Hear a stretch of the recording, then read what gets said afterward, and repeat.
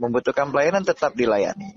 Tim gugus tugas hanya menyarankan. Pemerintah Gaya Luas memberlakukan syarat wajib vaksin COVID-19 untuk masuk ke pendopo bupati dan kantor pemerintahan.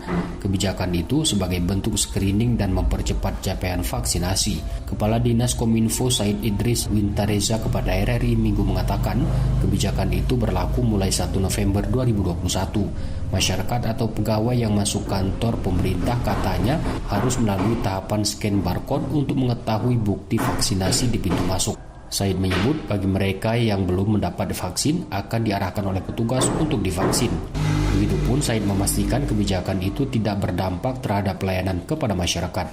Ya, kita menggunakan aplikasi Peduli Lindungi. Nanti kita install, ya kita akan simulasikan, kemudian kita aplikasikan ke setiap kantor. Jadi kalau yang tidak mempunyai sertifikasi, ada pemberitahuan dari tim gugus tugas untuk mengetahui masyarakat juga yang belum vaksin maupun yang sudah vaksin.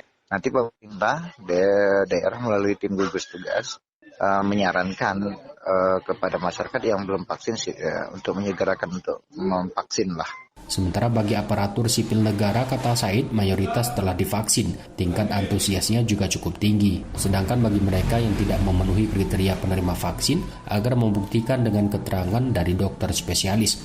Pemerintah daerah, kata Said, juga terus melakukan sosialisasi kepada masyarakat untuk menyukseskan program vaksinasi dalam upaya mempercepat pembentukan kekebalan kelompok.